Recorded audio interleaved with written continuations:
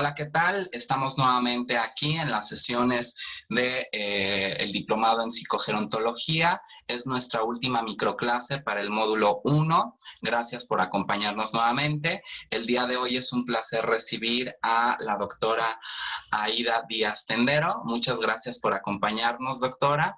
A la doctora Marisa Vivaldo. Gracias, doctora Marisa, por acompañarnos nuevamente.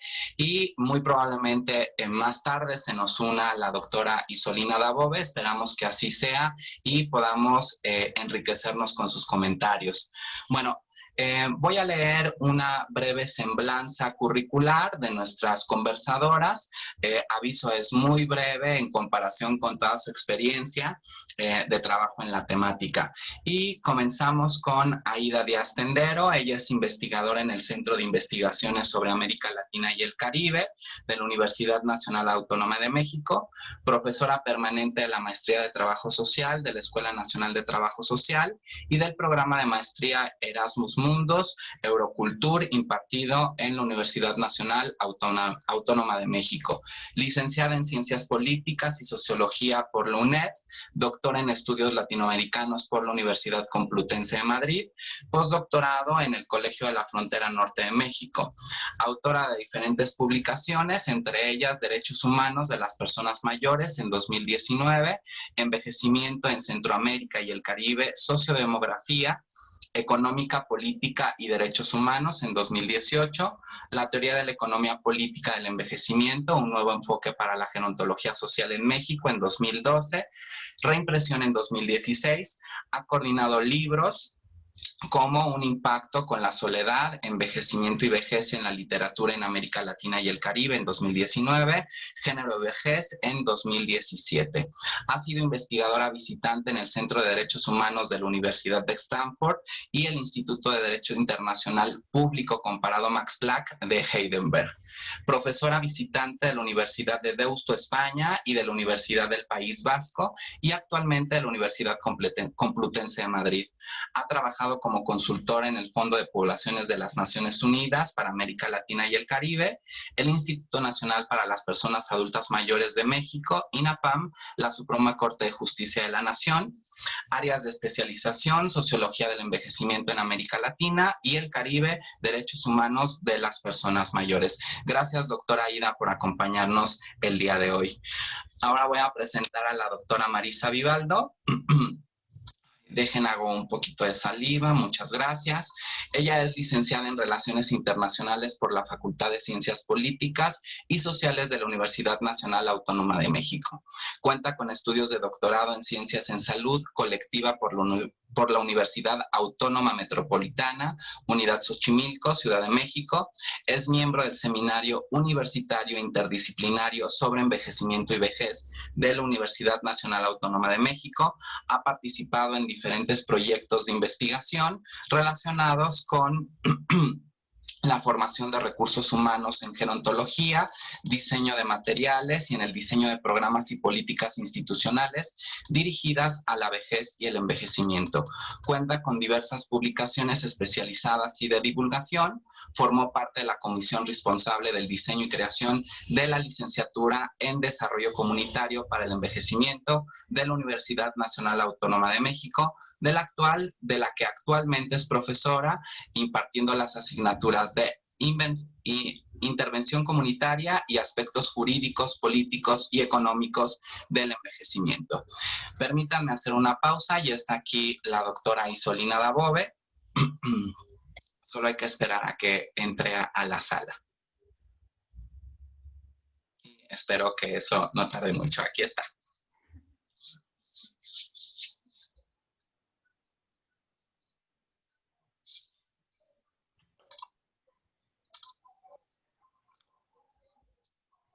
Hola. Hola, ¿qué tal, doctora? ¿Cómo les va? Buenas tardes. Buenas tardes. Gracias por acompañarnos, doctora. Ya estábamos en el asunto de la presentación, así que llegó exactamente en el momento en que podemos presentarla. Permítame leer algo de su reseña curricular. Aviso, es muy extenso lo que me envió, doctora, así que si no le molesta me quedaré hasta las publicaciones.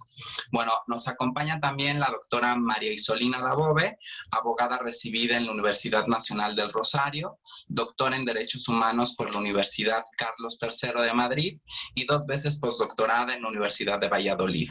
Investigadora del Consejo Nacional de Investigaciones Científicas y Técnicas en el Instituto de Investigaciones Jurídicas y Sociales Ambrosio Lucas Gioja, de la Facultad de Derechos de la Universidad de Buenos Aires. Sus líneas principales de investigación están referidas a la filosofía del derecho y derecho de la vejez.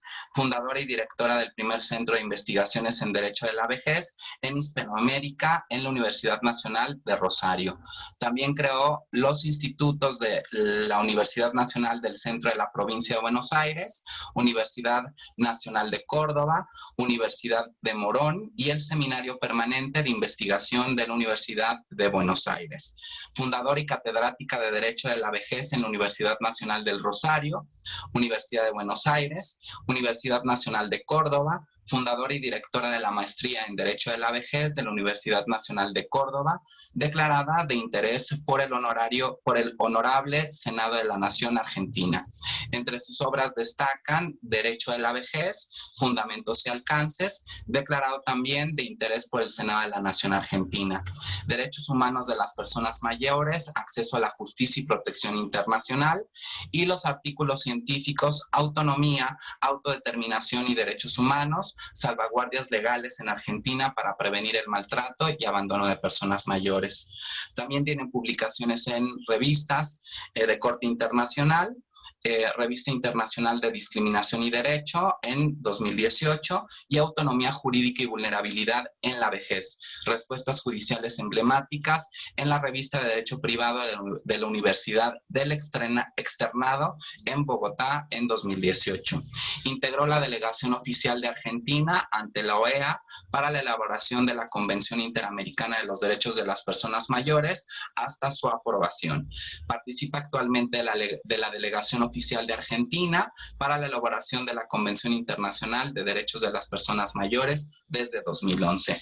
Doctora, muchas gracias por acompañarnos. Gracias a todas nuestras conversadoras. Espero que el tiempo que vamos a pasar aquí sea de mucha utilidad para nuestros estudiantes, pero que también sea constructivo y divertido para todas ustedes y para su servidor.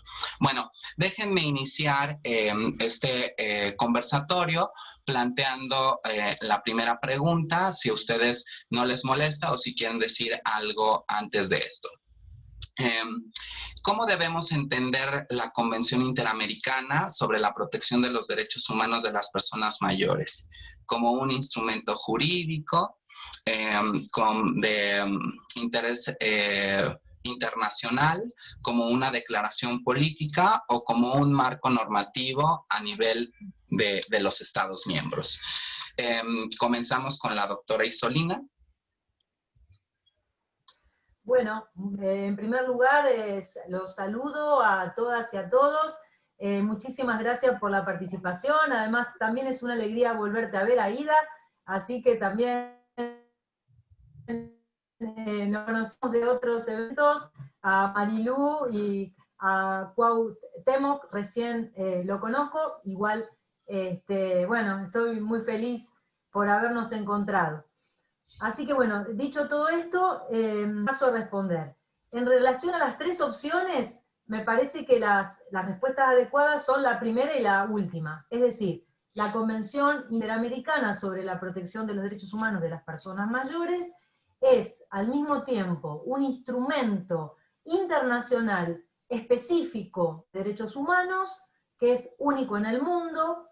El sistema interamericano de derechos humanos es la primera región en aprobar un tratado de esta naturaleza, es absolutamente vinculante, entró en vigor en enero del 2017, y al mismo tiempo es un estándar de jerarquía superior a la legislación nacional para todos aquellos países que lo incorporen a su interno. Es decir que desde el punto de vista del derecho nacional, este Tratado de Derechos Humanos marca el recorrido legislativo y judicial, además de las prácticas, porque se trata de un tratado de derechos humanos que funciona con jerarquía superior a la legislación nacional ordinaria.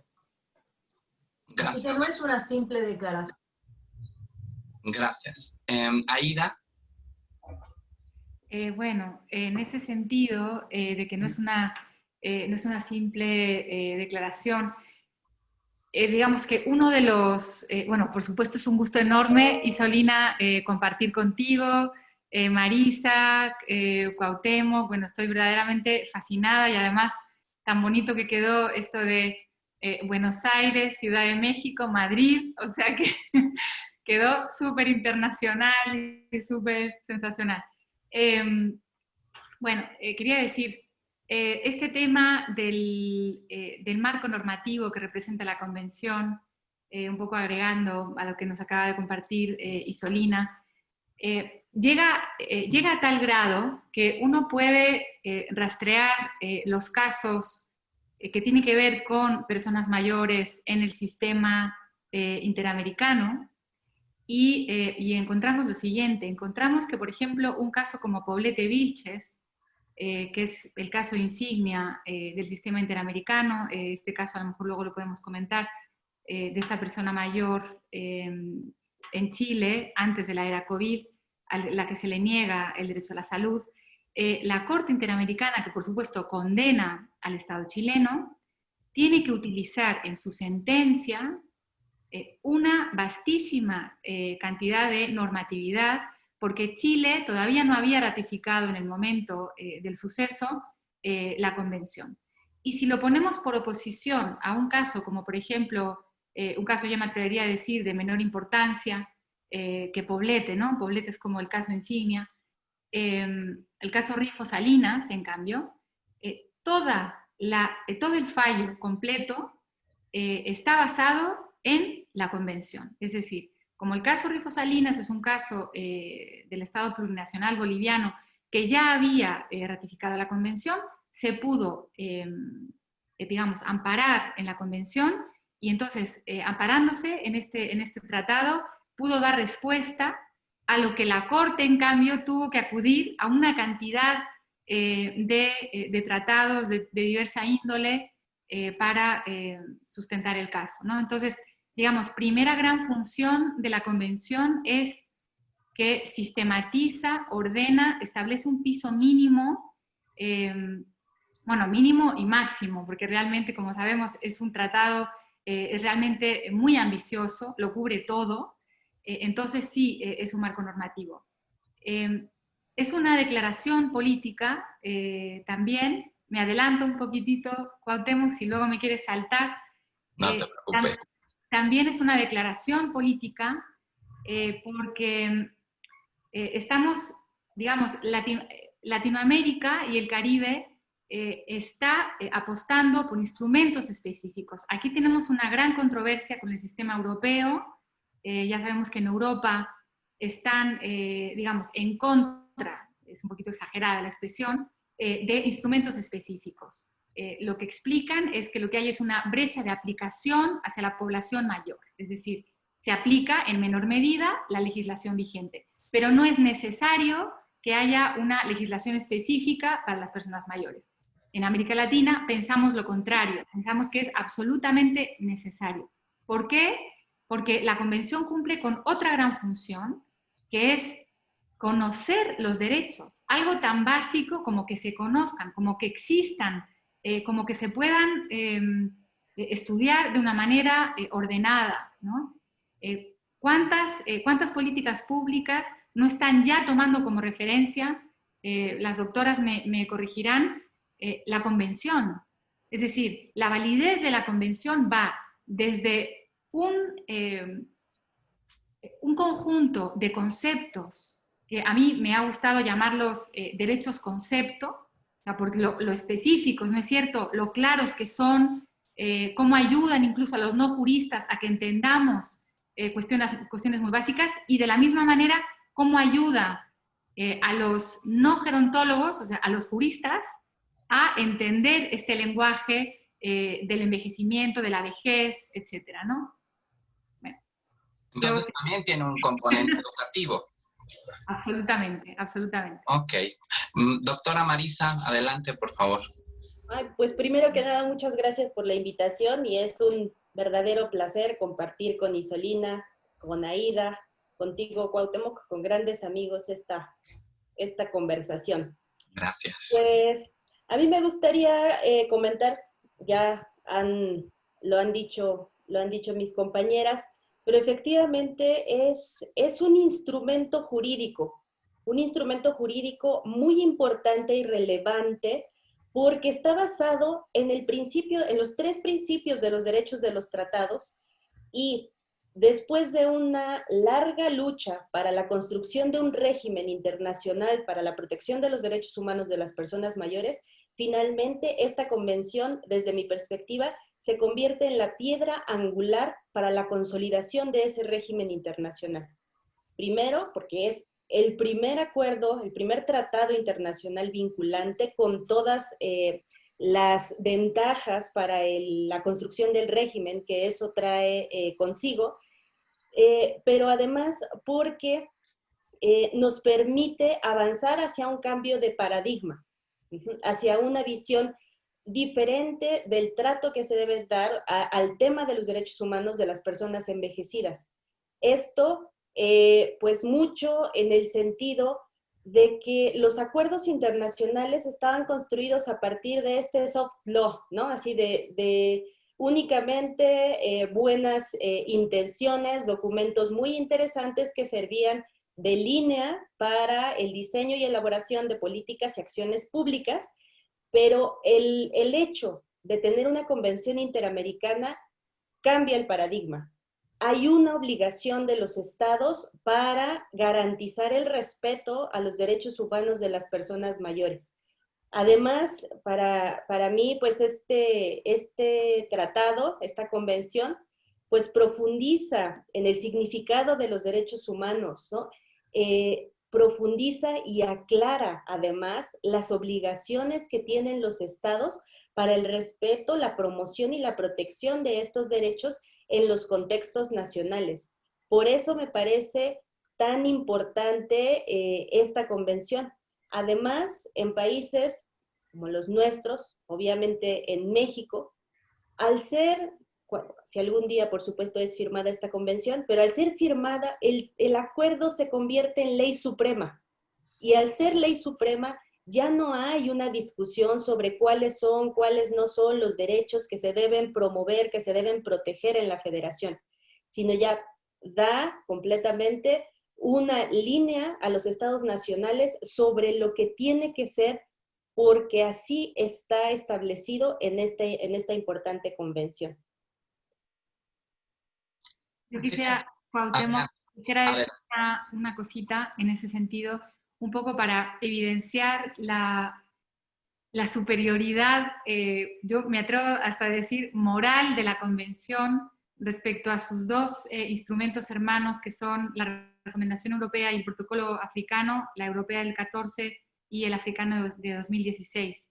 Y son las siguientes. Bueno, la Recomendación Europea, como decía Marisa, es soft law, o sea, es una recomendación, muy interesante instrumento, pero no deja de ser una recomendación.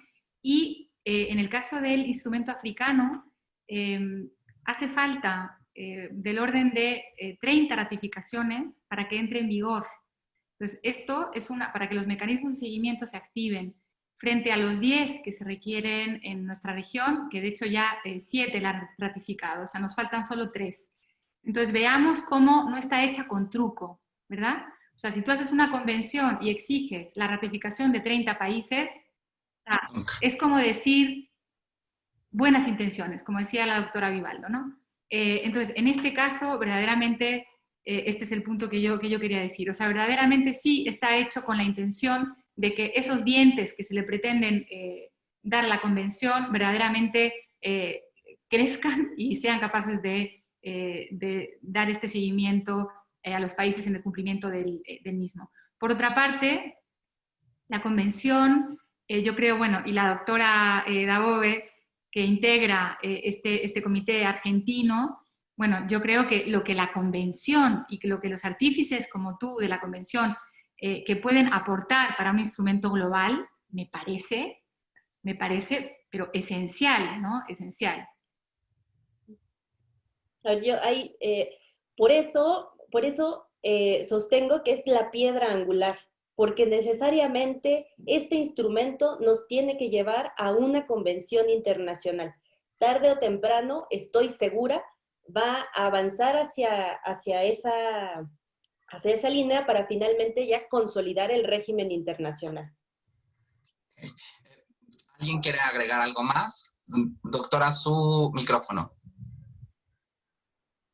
Gracias. Ya que empezó un diálogo más espontáneo sobre este tema tan relevante, sí voy a confirmar todo lo que han dicho Aida y Marisa, y además señalar que en este momento, digamos, hay dos líneas de trabajo en relación a los derechos de las personas mayores. Uno es efectivamente lo que está pasando en los sistemas regionales, entre los cuales enfatizo la región americana, es la primera en lograr un tratado vinculante, operativo, no solo, que obliga no solo como al desarrollo de políticas públicas, sino a la aplicación directa en los tribunales locales, además de dar lugar a una vida jurídica, a nuevas costumbres dentro del derecho, a las prácticas sociales basadas en estos estándares. Y a eso entonces aclaramos que hay que sumarle el desarrollo de la Convención Universal, que es lo que mis compañeras están remarcando, que está tramitando en la ONU, incluso que tiene precedentes muy lejanos, como ha sido el pedido que hace Eva Perón en el año 1948, en septiembre, a Naciones Unidas, que en ese momento estaba preparando la Asamblea General, que luego se desarrolló, o digamos, cuyo punto culminante fue la Declaración de los Derechos Universales, de los Derechos Humanos Universales, del 10 de diciembre de 1948. En esa oportunidad, Eva Perón hace un pedido a través de Cancillería Argentina de tratar la posibilidad de aprobar una declaración que ella había redactado en Argentina que se llamaba Declaración de los Derechos de la Ancianidad. La ONU toma nota de este pedido, hay registros formales de esto, queda a la espera, ¿no es cierto?, de su tratamiento. Argentina sostiene este pedido durante muchos años, hasta que finalmente el primer documento internacional universal que se produce es del año 1982, y se conoce como el primer plan de acción sobre el envejecimiento de Viena. 20 años después, en el 2002, se elabora el segundo plan de acción. Estos son claramente instrumentos de soft law, pero permitieron, primero, poner en agenda algo que ya desde el año 48 se estaba solicitando, y segundo, activaron a todas las regiones en, primero, reflexión acerca de la necesidad de elaborar este instrumento, y así fue que en el 2010, la ONU, en diciembre del 2010, la ONU habilita un espacio que se llama de discusión, de un espacio de trabajo de grupos de composición abierta, los Open-Ended Working Groups, sobre los cuales se sigue trabajando en el desarrollo de esta convención, pero como ya muy bien lo dijeron mis compañeras, tiene grandes resistencias, sobre todo, curiosamente, de los países más envejecidos, que son los países europeos, ¿no? Con lo cual, bueno, aquí hay todo un llamado a otras cuestiones más profundas, cómo nos atraviesan los viejismos, etc. Entonces, el único logro que Naciones Unidas sí obtuvo fue la creación de un cargo, que es el de experta independiente, con el propósito de auditar el estado de respeto, de reconocimiento de los derechos de las personas mayores en relación a todos los países que componen la ONU, y hasta el momento hemos logrado dos gestiones. La primera gestión, que es la fue llevada a cabo por la gerontóloga chilena Rosa Confelmate, y a partir de mayo de este año por Claudia Mahler, que es una experta en derechos humanos de Alemania, que bueno, ha comenzado su labor denunciando precisamente el destrato y la violencia hacia los mayores motivada en la pandemia, ¿no? Que en algunos países, reitero, los más envejecidos son los más viejistas, los más contrarios, digamos, a aceptar a la vejez en general y a los derechos de este sector de la población. Así que bueno, con esto te damos paso, Cuauhtémoc, a las preguntas. Gracias, gracias. Bueno, si les parece, en este sentido, en que podamos ir interviniendo más allá del programa que les envié, déjenme preguntarles luego entonces. Una de las características de esta convención es que establece, por lo menos en el ámbito de lo moral, una serie de sanciones para los estados-gobierno, ¿cierto? No, en lo moral no. Como dijo muy bien Aida, hay sanciones jurídicas claras. De hecho, Aida aludió al caso Poblete Vilches, que es el primero en el que se hace mención a la Convención Interamericana, precisamente señalando que don Vinicius Poblete Vilches era una persona de 76 años y que hoy cuenta con una doble protección en materia de derechos humanos, a pesar de que los hechos habían transcurrido mucho antes, creo que en el 2001. Entonces, la Corte Interamericana, en un fallo muy, muy bueno, muy sólido del doctor Ferrer MacGregor, ahí señala que a pesar de que los hechos ocurrieron con anterioridad, hoy el caso llega a la Corte en relación a una persona que formaba parte de un grupo poblacional que política, pero también técnicamente, desde el punto de vista jurídico, como sujetos de una especial protección. Entonces, a partir de una interpretación que se llama extensiva, se introducen los estándares de la Convención Interamericana. No podemos hacerlo de otra manera porque ningún tratado es retroactivo, pero esto habla de la voluntad política muy importante y clara de la Corte Interamericana, ¿no? Que es la última instancia en la aplicación de los derechos que tiene nuestro sistema, de hacerla cumplir. Y lo mismo sucedió con el segundo caso, que es el del año pasado, Muelle Flores contra Perú, en relación a un conflicto vinculado al derecho previsional. Y vuelve a decir la Corte que aunque los hechos sucedieron antes, tenemos voluntad política de aplicarla, justamente porque no es una simple sugerencia, es un tratado directamente aplicable cuyas sanciones pueden ponerse al descubierto en cualquier fallo, incluso respecto de fallos ocurridos con anterioridad. Por otro lado, recién comentaron que hay 7, efectivamente hay 7 estados parte, pero recordemos que Colombia acaba de lograr la aprobación de la Convención Interamericana en su Congreso Nacional. Esto fue hace unos días nada más, ya se publicó la aprobación del Congreso colombiano de incorporar la Convención por la Ley Nacional 2055. Estamos a la espera del último tramo que establece el Tratado del Convenio de Viena, que digamos, consiste en el envío de toda la documentación a la Secretaría General de la OEA para que una vez recibido, ahí sí, Colombia se convierta finalmente en el 8º estado parte. Y hay 2 países que lamentablemente tienen el proceso interrumpido. El primero es Brasil, que logró media sanción, ya hace varios, si no me equivoco, en el 2017, y Perú, que el año pasado, fines del 18 y el año pasado hubo una hasta que, bueno, la crisis institucional peruana hizo que también se detuviera esta discusión.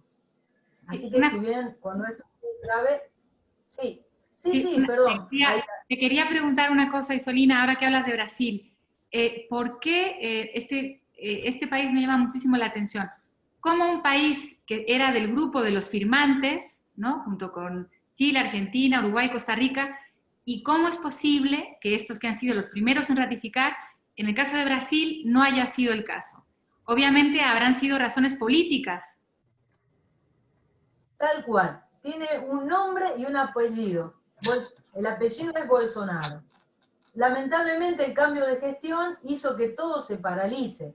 Por otro lado, también recordemos que Brasil fue el segundo país de nuestro continente en aprobar, mucho antes que se hablara acerca de la posibilidad de una convención interamericana en el año 2003, en aprobar una ley de protección integral y hacia las personas mayores, que tuvo un altísimo impacto, motivada a la brasileña, es decir, a partir de una novela que tuvo un éxito rotundo en la gente y donde hablaban, ¿no es cierto?, de cuestiones, bueno, tremendas, de exclusión, pero fíjense cómo la televisión, ¿no?, genera conciencia social, la gente salió a la calle a pedir mayor protección para las personas mayores, y entonces se aprobó en el 2003 el estatuto, bueno, y antes, en 1999 o por ahí, si no recuerdo mal, Costa Rica. Costa Rica fue el primer país en reconocer una ley de protección integral. Pero Brasil, bueno, tiene estas cosas que nos sorprenden,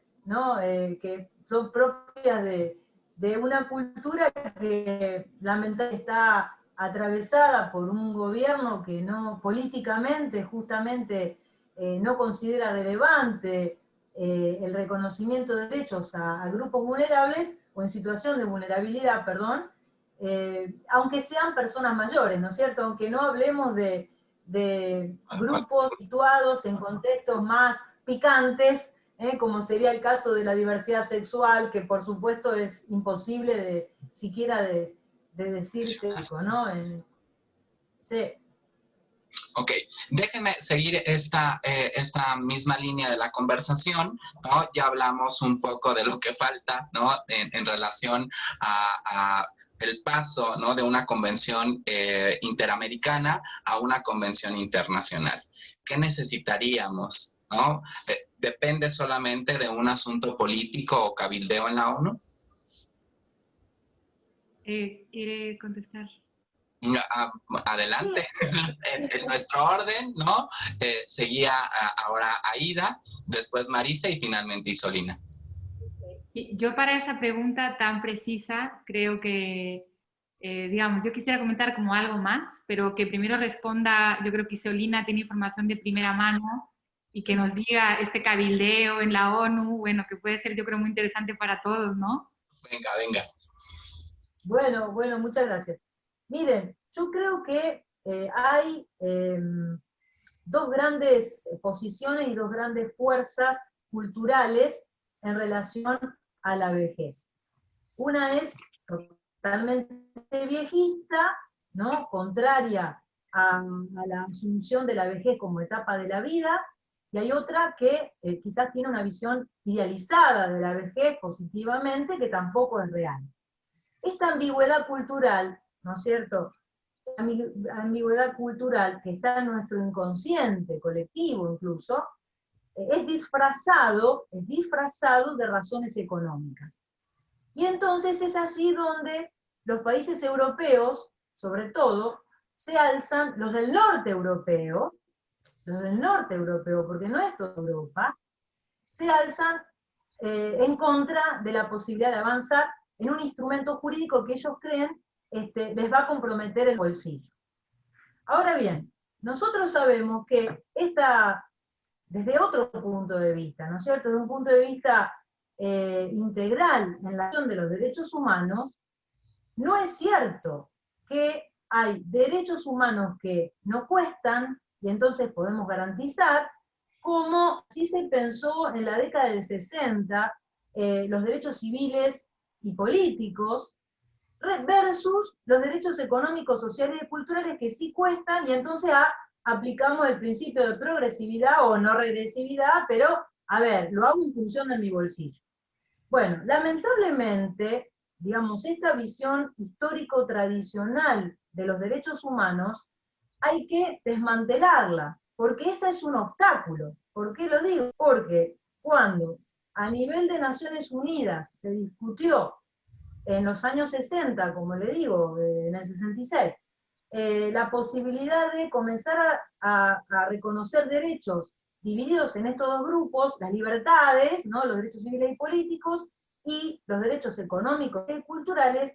Para poder destrabar el conflicto, se los separó en dos grupos, que dieron lugar al Pacto de Derechos Civiles y Políticos y al de Económico, Social y Cultural, a los que se le tuvo que agregar la cláusula esta que mencionamos recién, la cláusula de la progresividad, para evitar que los estados, incluso la Unión Soviética,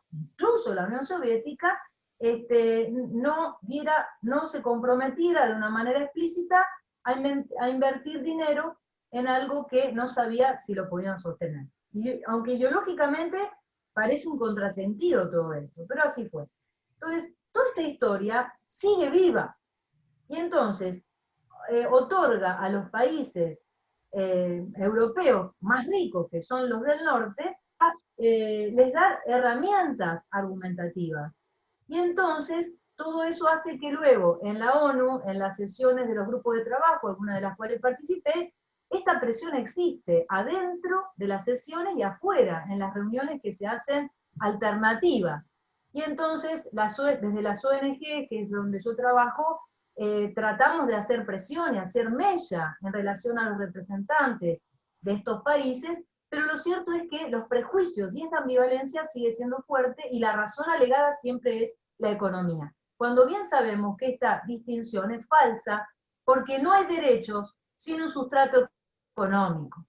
No hay derechos sin un compromiso de los estados de invertir dinero para que podamos ser libres. La libertad no es una abstracción, es un hecho concreto. Si yo no tengo alternativas, si no tengo seguridad, si no tengo educación, no puedo ser libre. Entonces, lo cierto es que todos los derechos cuestan y comprometen a los estados. Ahora bien, con esto cierro. La pandemia realmente, creo, puso en evidencia, por un lado, estas ambivalencias profundas, por otro, las desigualdades estructurales en las que quedan situadas las personas mayores. Pero la buena noticia es que todo esto ha permitido poner en agenda a la cuestión de los derechos de las personas mayores. Y en ese escenario es que habla Claudia Mahler, por eso la traje a colación. Una de las primeras declaraciones la hizo el día 15 de junio, que es el Día Mundial de lucha contra el abuso y el maltrato hacia las personas mayores. ¿Y qué dijo Claudia Mahler ese día? Condenó enfáticamente, por un lado, las prácticas de destrato, las prácticas inmorales y no solo antijurídicas, que de los países europeos, de Bélgica en concreto, de Holanda, de algún sector de España, del norte, de Portugal, entre otros países, de no dar asistencia sanitaria a las personas mayores contagiadas de COVID para poder garantizarles los recursos sanitarios a las personas jóvenes. En una clara decisión política utilitarista y viejista. Pero además condenó las prácticas de Estados Unidos y Canadá, que se habían viralizado en un hashtag muy tremendo, cuyas palabras eran Boomer Remover. ¿Y qué significa esto? Era una invitación a todas las personas, los baby boomers, que hoy tienen 70, 77 años, a que se dejaran morir, a que acepten ser removidos de la faz de la tierra para garantizar con eso recursos sanitarios a los más jóvenes. Bueno, por suerte, ya les digo, desde este lugar universal que es el de la experta independiente, se salió al cruce, pero es muy difícil seguir, digamos, hay que batallar muchísimo, es muy difícil realmente lograr consenso en una cultura que aún en un contexto de pandemia tan grave respecto de las personas mayores, hace reaccionado así. Y el último datito que quiero marcar es el siguiente. Unos meses antes de que la pandemia estallara, yo recuerdo haber leído en los medios de comunicación una noticia vinculada a la promoción dirigida a las personas de 70 y más años para que mueran sin problemas. Esta pastillita era promocionada por el gobierno belga. Entonces, prácticas como esas, que están tan arraigadas, hacen que luego la lucha a nivel universal y sea más difícil. Pero yo confío en que en la pospandemia esta agenda pueda llevarse adelante con mucha fuerza, porque está visto que ningún país estuvo a la altura de las circunstancias, y que la Convención Universal no viene a cuento de ampliar el compromiso económico de los países, sino ampliar el compromiso de trabajar un cambio de mentalidades, que no requiere grandes desembolsos. Gracias. Aida, por favor. Sí, yo quería un poco en relación a esta respuesta que nos da Isolina sobre la división en derechos civiles, políticos y sociales como razón del desacuerdo, ¿no? Un desacuerdo ideológico muy, muy importante en el seno de Naciones Unidas. Entonces, a mí en ese sentido me parece que es preciso hacer una reflexión muy profunda, porque nos encontramos ante dos cuestiones importantes. Por una parte, los países que, como nos comenta la doctora, están ejerciendo más resistencia a que se equipare la exigibilidad de los derechos sociales a la de los derechos civiles y políticos, como nos comenta, son los países de Europa del Norte, los países más ricos, los países que verdaderamente en sus países sí son exigibles, justiciables y son son absolutamente garantizados por las políticas públicas, ¿sí? Es decir, son los países en los que la vía jurisdiccional, por supuesto que se dedica a estos temas, pero fundamentalmente son derechos garantizados a través de políticas públicas de corte universal que cubren a la totalidad de la población. Entonces, es muy curioso que estos países sean los que verdaderamente se opongan a esta exigibilidad de los derechos sociales. Por otra parte, desde nuestro continente, verdaderamente también demostramos en gran medida la gran distancia que tenemos entre las leyes y la realidad, cosa que no ocurre en estos países europeos que estamos señalando, ¿verdad? En nuestros países la ley presume y la ley pretende unos determinados logros, no hay más que leer la Constitución mexicana, bueno, de hecho, la Constitución mexicana fue la primera en incluir derechos sociales, o sea, la de Querétaro, o sea, estamos hablando de, claro, ¿no? Se anticipó, vamos, casi un siglo a tantas otras normatividades, sí. Y en cambio, ¿qué distancia tenemos entre nuestra normatividad y nuestra realidad, ¿no?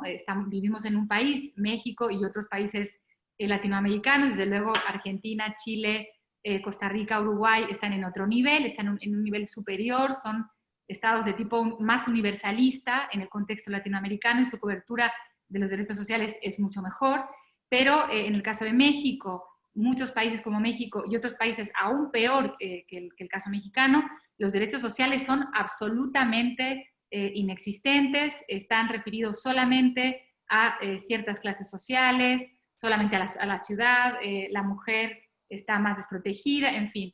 Los clivajes que siempre mencionamos en la estratificación social se representan en esta falta de cobertura de los derechos sociales. Entonces, bueno, quisiera un poco poner en perspectiva esta locura que representa que nosotros los latinoamericanos somos pro derechos sociales y que los países que sí sus poblaciones gozan de ellos de manera real, estén en contra de ellos, ¿no? Entonces esto me parece un tema muy, muy interesante. Y la otra pequeña cosita que quería decir en relación a la convención, nos ha tocado participar a las tres en muchos eventos. Yo también formo parte del seminario universitario interdisciplinario, estoy un poco desvinculada últimamente, pero también me honro de formar parte de él. Y bueno, gracias al SUIEB hemos participado en eventos con Isolina, etcétera, con la doctora Montes de Oca, y muchas veces hemos llegado a decir, cuando hemos tenido tomadores de decisiones, luego hablaremos del caso mexicano, no me quiero adelantar, pero solamente una cosa breve, cuando estamos a tomadores de decisiones les decimos, pero el derecho más caro es el derecho a la seguridad social. Y eso, bueno, el artículo 17 dice conforme los estados puedan. Vamos, no puede ser un artículo más cuidadoso y menos exigente con los presupuestos de los países. Es decir, toma en cuenta que estamos hablando de países con poco presupuesto. Entonces, casi les decíamos, ¿a qué tienen miedo? ¿A qué tienen miedo? A lo caros que son los derechos. Bueno, son derechos caros, pero verdaderamente la convención es muy cuidadosa y tiene muy en cuenta, como digo, que estamos hablando de países que tienen pocos recursos para verdaderamente poder implementar los derechos sociales. Y bueno, y lo último que quiero decir es que de la COVID, si por favor, Cuauhtémoc, nos preguntas después, porque es un tema que tenemos mucho que decir, en fin, al respecto, en la línea de lo que comentaba la doctora Dabove. Bueno, aprovechando el anzuelo, ¿no? Aida, si ustedes después me regalan por lo menos una horita, ¿no? Pues les armo a mis alumnos un especial sobre derechos y COVID-19 en personas mayores, ¿no? Ya saben, a mí me abren la puerta y yo no me quedo afuera, yo me meto. Gracias por la invitación. Marisa, en este mismo sentido y para pasar a la siguiente pregunta. Pues miren, yo, digamos, desde las relaciones internacionales, siempre visibilizo esta dificultad para la construcción de los regímenes internacionales. O sea, vimos la lucha que tuvieron que dar las mujeres para tener un tratado vinculante, la lucha que se tuvo que dar por los derechos humanos y la protección de la infancia. Ahorita estamos librando esa lucha, como bien dice Isolina, dice Aida, está muy claro que en el ámbito internacional siempre va a haber tensiones, y la tensión, desde mi perspectiva, tiene el origen en la falta de reconocimiento de las diversas realidades y contextos. O sea, hay una perspectiva que busca también, no solamente esta parte, esta visión negativa o la visión positiva sobre el envejecimiento, sino yo identifico otra postura que tiende a normalizar, a tratar de ver el envejecimiento como un fenómeno igual en todos lados, o que representa las mismas necesidades en los tomadores de decisiones, en los organismos internacionales. Todos necesitan, como ocurre en nuestros espacios, todos necesitan recursos económicos, o todos necesitan, no sé, pero el reconocimiento de esta diversidad, que por cierto es muy claro y evidente en la Convención Interamericana, puede ser un elemento que permita visibilizar justo esta cuestión y esta flexibilidad del propio instrumento. Como bien lo dice Aida, la redacción es cuidadosa. Se obliga progresivamente al Estado a adecuar políticas, legislación, ¿no? Y esto va a ocurrir, y siento que pues vamos a dar entre todos la lucha para que esto ocurra en el mundo. Pero de manera inicial, pues podemos ver como este microespacio a nivel regional, viendo toda la resistencia de algunos países para la firma y ratificación. Y para muestra basta un botón. Veamos el caso mexicano. En México, de la convención, de la firma de la convención en esta administración, no se habla. No se habla, e incluso he tenido la oportunidad de escuchar a tomadores de decisiones que dicen, bueno, como ahorita no se va a poder tocar el tema de la convención, hay que más bien apostar a tal otra estrategia. Pero no, eso no debería estar ocurriendo, y finalmente es un reflejo de las resistencias que ocurren, que pasan también en las diferentes regiones del mundo para intentar la consolidación de este régimen internacional. Entonces, considero que sí, hay que visualizar el espacio de lo internacional, lo local y toda la serie de luchas internas que obstaculizan esta visibilización de la necesidad del reconocimiento de los derechos humanos de las personas mayores. Ya lo decía Isolina, en Brasil tiene nombre y apellido.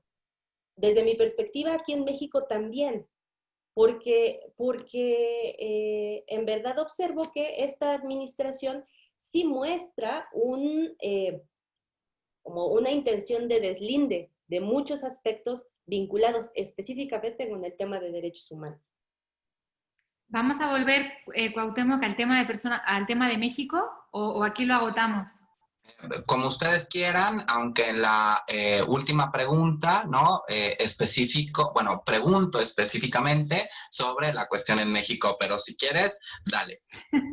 Bueno, pues sí, estoy encantada de escuchar a la doctora Vivaldo, porque estamos verdaderamente asombrados. O sea, no podemos entender que un gobierno que ha sido especialmente sensible, que introdujo la pensión no contributiva tan importante en un país como México, ¿no? Tú sabes, Isolina, que bueno, la cobertura de las pensiones contributivas en México no supera el 25%. Entonces, lo que representa para este 75% restante el que exista una pensión no contributiva, por muy ínfima que sea, pues es un logro importantísimo. Entonces, primer shock, ¿cómo es posible que este gobierno no le haya dado la vuelta a esta tendencia que venía del gobierno anterior, que hasta cierto punto se podía entender? Segunda variable, México hace esta reforma en 2011, a partir de la cual, una reforma constitucional importantísima, a partir de la cual ya los tratados internacionales como la Convención están al mismo nivel, incluso por encima, que la legislación nacional. Los principios de pro persona, en fin, se da un cambio, la interdependencia e indivisibilidad, bueno, verdaderamente un cambio para México en términos jurídicos, un cambio de paradigma, es decir, una cosa importantísima. Y resulta que a partir de que esto se firma en 2011, México, que había sido un país firmante donde los haya, deja de firmar.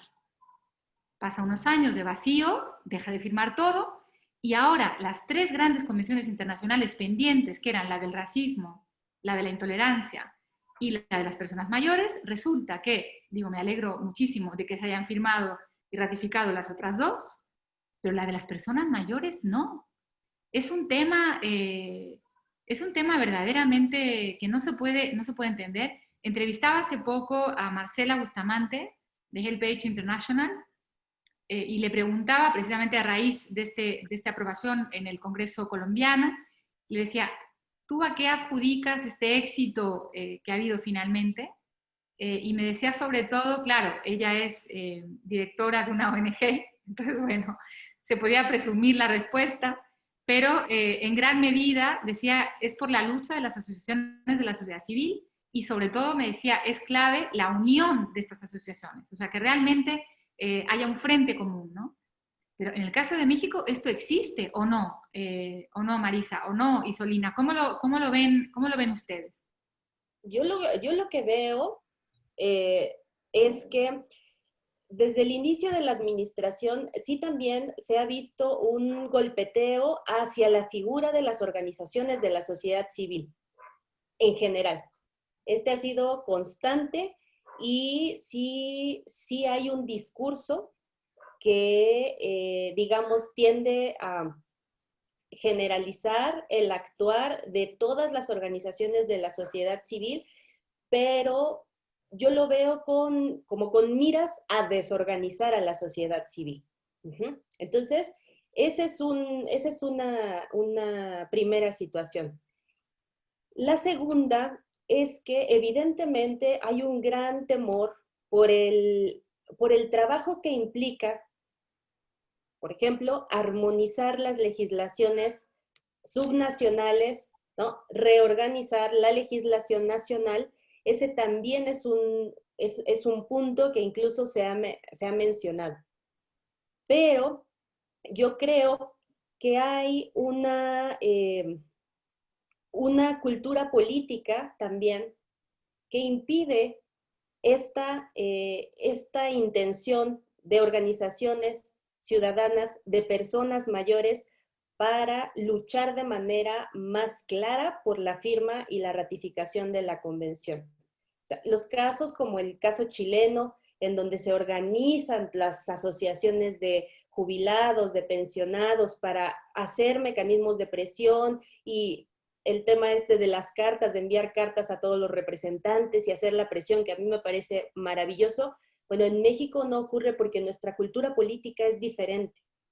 Entonces, hay ciertos grupos, como es el caso de las personas mayores, que se siguen visibilizando por el gobierno, pero también desde ellos mismos, todavía como consumidores de programas, de políticas, de acciones.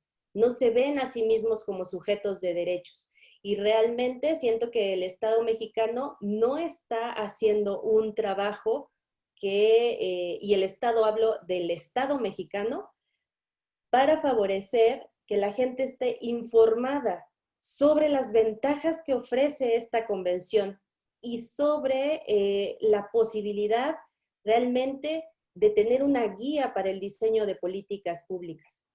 Yo en México, Isolina, Aida ya me conoce muy bien, Cuauhtémoc también, siempre he sostenido que en México no hay políticas públicas de atención al envejecimiento. Hay acciones y hay programas, pero una política pública como tal no existe. Y en este momento lo sigo sosteniendo, porque la realidad de verdad nos rebasa, ¿no?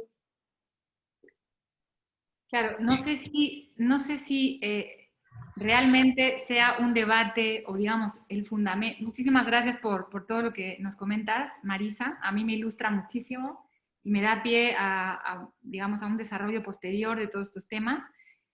Pero yo quisiera un poco agregar o más bien cuestionarme con ustedes, si verdaderamente, es decir, ¿habrá un conocimiento, Marisa, tan profundo por parte de los tomadores de decisiones? ¿Tú crees que se han leído la convención?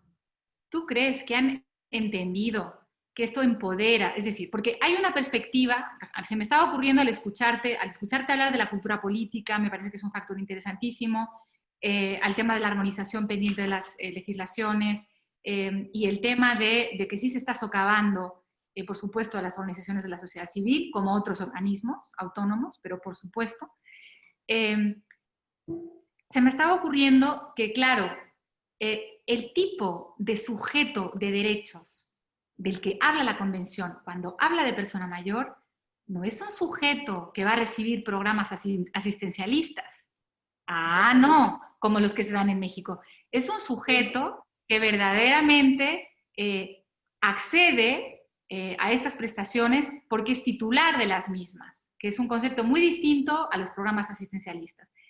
Entonces, esta fue como mi primera razón, ¿no? Ah, claro, pues por eso esa resistencia, hay una resistencia ideológica. Pero mi segundo cuestionamiento es, o sea, ¿de verdad se habrán leído la convención? ¿De verdad la habrán analizado? O sea, yo no me imagino a ciertos tomadores de decisiones estudiando un tema como este, haciendo esquemas y protección de derechos, interdependencia, indivisibilidad, justiciabilidad. Yo la verdad, yo no lo veo.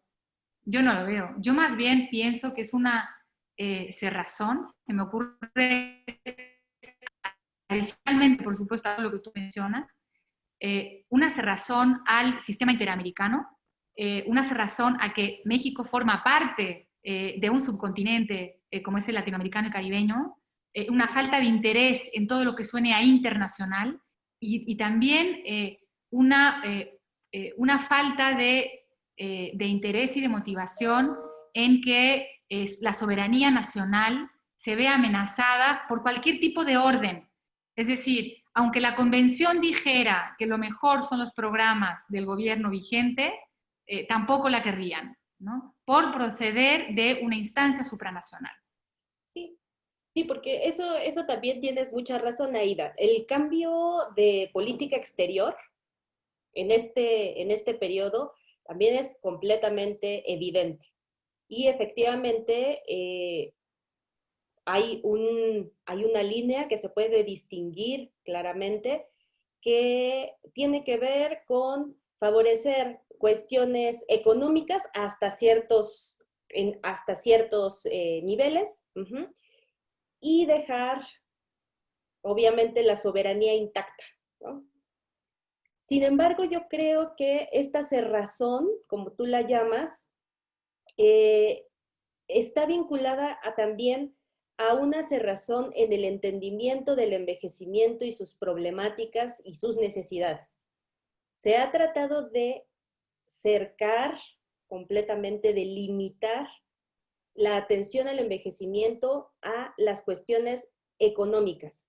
Y dentro de la dimensión económica, específicamente al tema del acceso a pensiones y jubilaciones. Fuera de ahí, todo es prescindible. Lo que el gobierno se ha propuesto es resolver el tema de, o sea, ese subtema que responde a esa dimensión y es todo. Porque lo vemos ahorita nuevamente, ya hablaremos después en la pospandemia. México, en ningún estado de la República, ni siquiera en la Ciudad de México, donde hay toda una trayectoria, una historia de atención al envejecimiento, tenía un sistema de regulación para los centros de cuidado de largo plazo. En este momento de la pandemia, quedó en evidencia que nadie tenía control sobre los centros de cuidado de largo plazo y aún así no ha habido una intención como de regular a los centros de cuidado. Más bien ha sido cuestiones paliativas, ¿no? Es que vamos a llamarles por teléfono, a enviarles una ayuda, pero nadie está discutiendo sobre la necesidad de establecer un sistema que garantice que el cuidado de largo plazo sea digno. Bueno, algo tan básico, Marisa, como que haya un listado de todos los centros que proveen cuidados de largo plazo en México. No existe. No existe.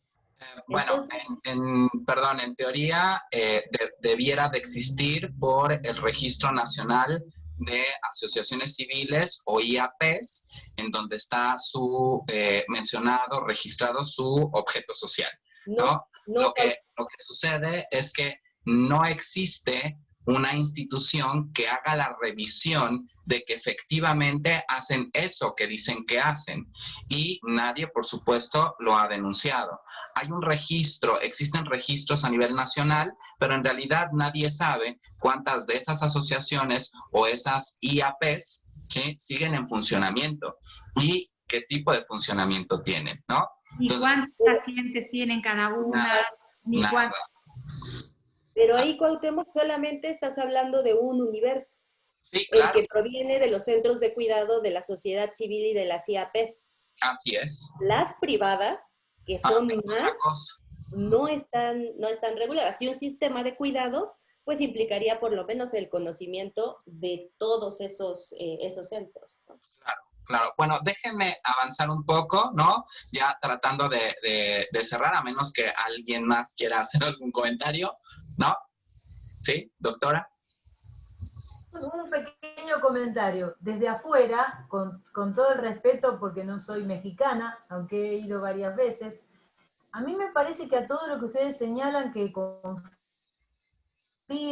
viejista, es decir, prejuiciosa, negativa contra la ignorancia de toda la población, además de los decisores, también creo que hay que sumarle las relaciones internacionales de México con Estados Unidos, básicamente, y Canadá. ¿Por qué digo esto? Porque recordemos que Estados Unidos y Canadá no han obstaculizado el proceso de elaboración de la Convención Interamericana, pero tampoco lo han promovido ni la han ratificado.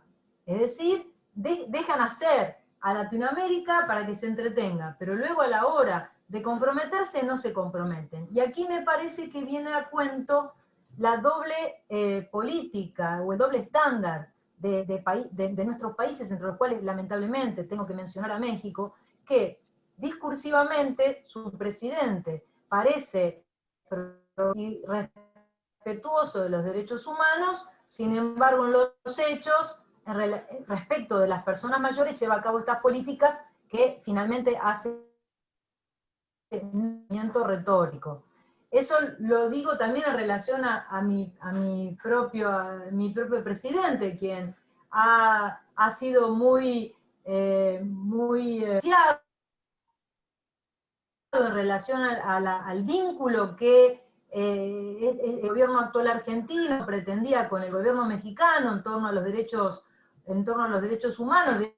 De hecho, viajó a México antes, y un poco latinoamericana progresista en favor de derechos humanos, pero a ver, a la hora de las decisiones no se ven los resultados que se predican por fuera en México. Lo digo, ¿no es cierto?, con todo veo desde afuera nada más. Esa era una pequeña aclaración. Muchas gracias, doctora. Bueno, déjenme tratar de ligar lo anterior, ¿no? Todos los elementos que mencionaron con la siguiente pregunta, que es, bueno, ya nos hablaron de lo que no tenemos, de lo que nos hace falta, ¿no?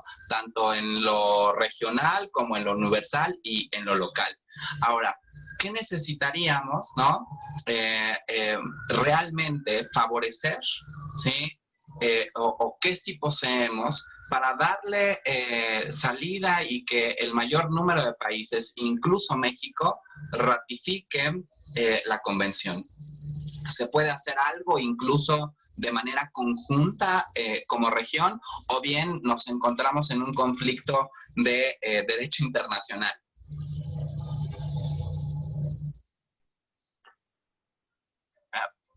Abierto. Yo animo a la jurista y a la experta en relaciones internacionales a que me ilustren y luego a ver si puedo decir algo. Venga. Bueno, Adelante, doctora Solina, Marisa, como quieran. bueno, lo primero que voy a decir es una pequeña Doctora, la perdemos un poquito, pero vamos a tratar de Argentina, a la realidad. ¿Ahora me escuchan mejor? Sí, ahí. ¿Ahora? Sí. Bueno, la primera pequeña cuestión que quiero señalar es en relación al derecho argentino. ¿Cómo impactó la convención en el derecho argentino? Bueno, por fueras,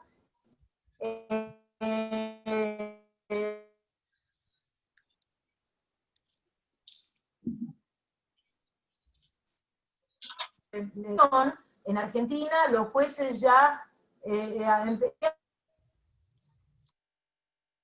empezado a aplicar los estándares de la convención, pura elástica, pero ya visible. Doctora, a lo mejor ayuda un poquito si apaga su video y nos quedamos solo con el sonido.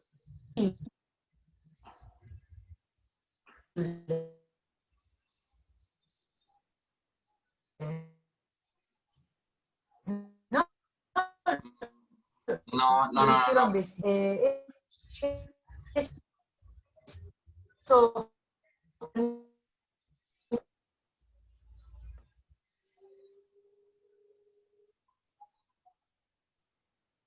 Doctora, ¿sigue ahí?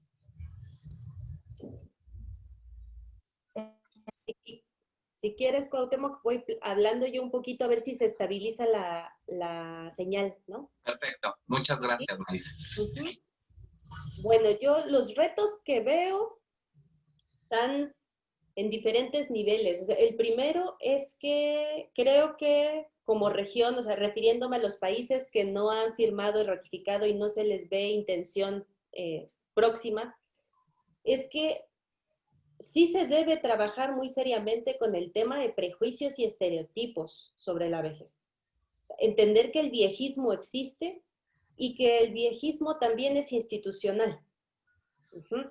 Y obviamente los estados nacionales tienen que trabajar muy seriamente para entender esas prácticas viejistas, primero para notarlas, esas prácticas viejistas que están llevando a cabo de manera consistente y que afectan la toma de decisiones para el diseño de políticas públicas, pero también de decisiones para hacer los cambios necesarios para adoptar y adherirse a la convención. También tienen que reconocer en un segundo nivel, pues estas diferencias que existen en relación a la cultura política interna, ¿no?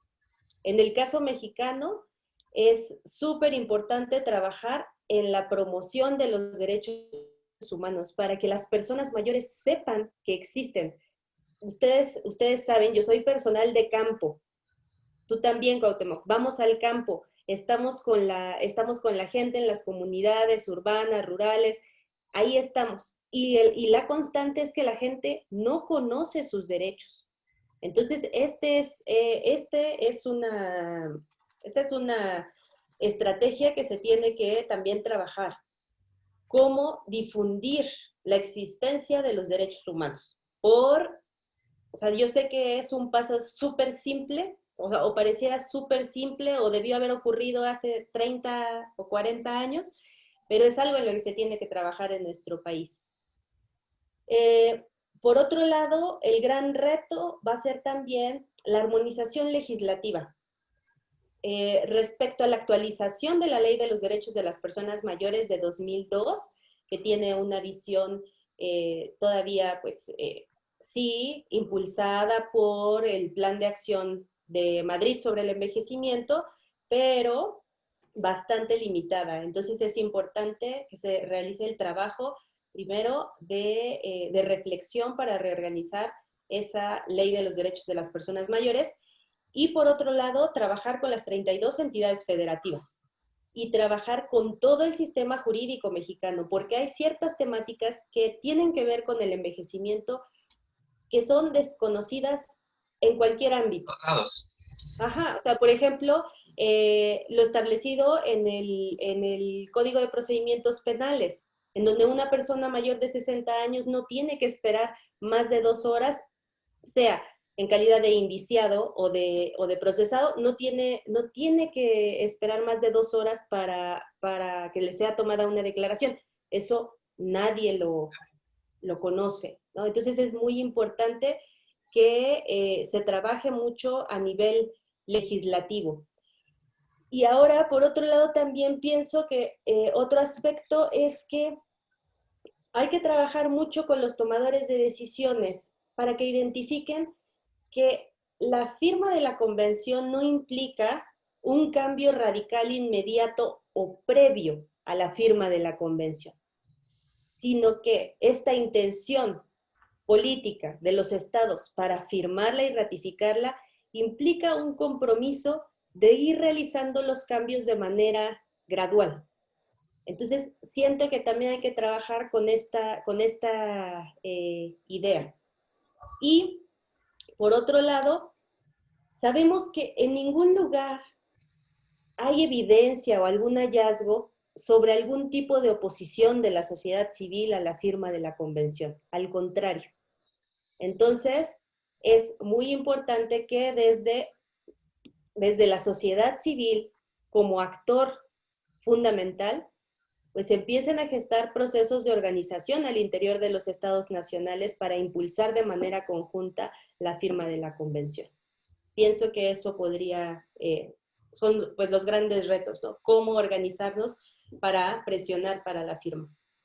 Claro, claro. Doctora Isolina, ¿está por ahí?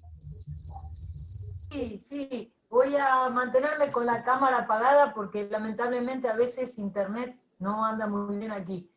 Bueno, doctora. Gracias. Suscribo todo lo que dijo Marisa, es decir, hay que, por un lado, hacer un trabajo de largo aliento y de largo plazo para difundir y hacer que se conozca los términos de la Convención Interamericana entre la población. Y allí un papel relevante lo pueden hacer las ONGs y las universidades, junto con los establecimientos educativos. Importante, me parece, es tratar de llegar de la manera más eficaz posible a los decisores políticos y no apelar solo al Poder Ejecutivo Nacional, sino a los congresistas, a los senadores, a los diputados a nivel nacional, porque ellos son los que tienen la llave maestra para habilitar esta discusión, ya que el primer paso es lograr su aprobación en este marco parlamentario. Por otro lado, también creo muy importante simultáneamente trabajar con los jueces, porque ellos ya pueden hacer uso de este instrumento, como les decía antes, lo habían empezado a hacer los jueces en Argentina, pueden hacer perfectamente uso de este instrumento a la manera en que lo hizo la propia Corte Interamericana, es decir, como una herramienta de interpretación, mostrando voluntad de aplicación, ¿no? de respeto a ella. Y ahí sí creo que hay que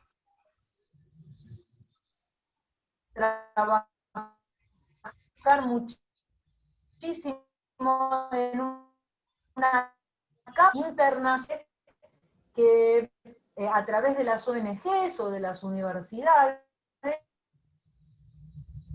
como estamos haciéndolo ahora, los países que sí ya hemos ratificado, o bien con ONGs o investigadores, gente de la academia, de países que ya han ratificado,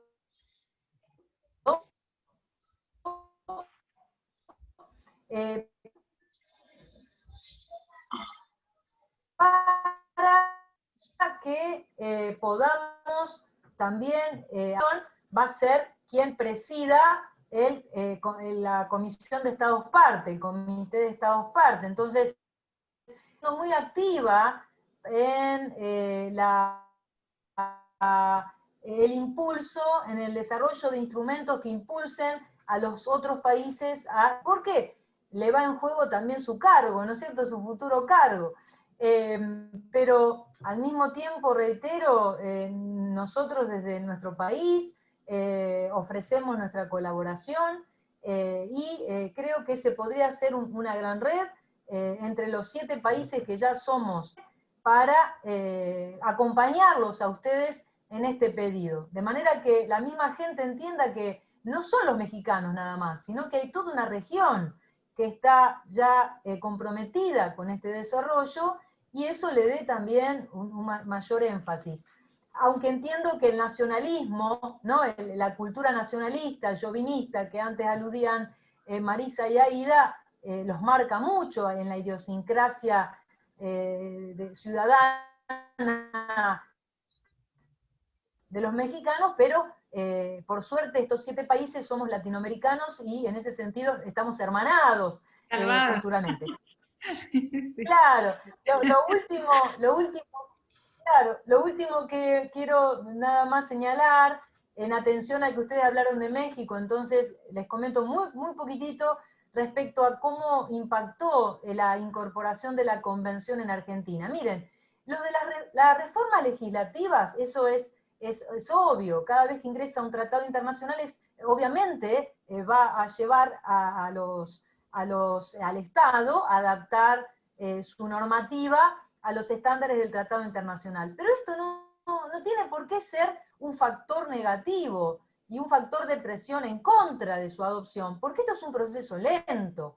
Generalmente en la práctica de los derechos, lo que ocurre es que son los jueces, reitero, por eso hay que trabajar mucho con ellos, en incorporar estos estándares, porque saben que si no, sus fallos son apelados y corren el riesgo de llegar a la máxima instancia judicial, ya sea el Tribunal Constitucional, en caso de que lo tuvieran, o la Corte Suprema, en donde sí tienen la obligación de aplicar los derechos humanos que ya están garantizados en la Constitución mexicana de una manera amplia. Y ahí perfectamente, por esta interpretación extensiva que les digo, se pueden aplicar los estándares de la Convención Interamericana, aunque México no lo haya terminado de aprobar formalmente, ¿no?, en el sentido fuerte del término.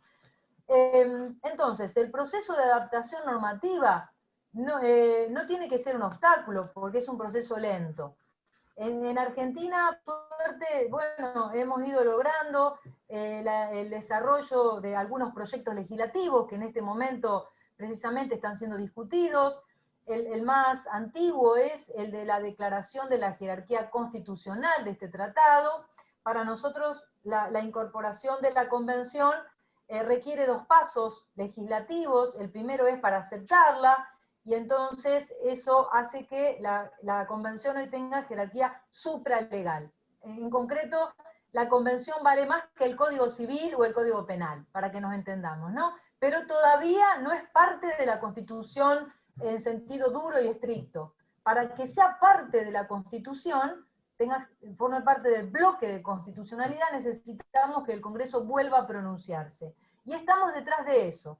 De hecho, ya se ha logrado, bueno, por suerte participo en el asesoramiento de una senadora nacional de mi país, que es la senadora Norma Durango, quien por suerte me habilitó para el desarrollo de proyectos legislativos conforme a los estándares de la Convención, y lo primero que hicimos fue pedir la jerarquía constitucional, ¿no?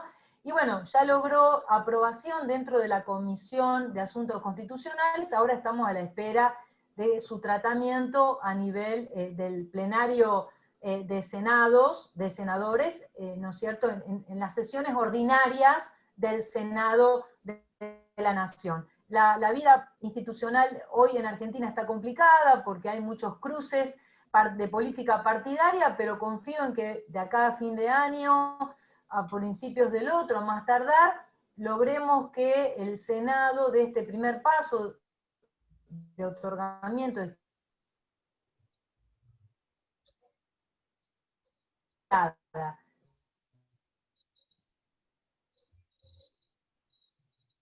con la convención. ¿No? No. Pero allá presentamos otros proyectos. Doctora, la perdemos, la perdemos, la perdemos. De lucha contra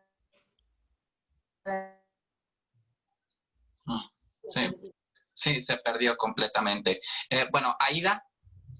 Sí, bueno, yo gracias a la provocación de la doctora Vivaldo, se me ocurre qué decir, porque no tenía respuesta para esa pregunta.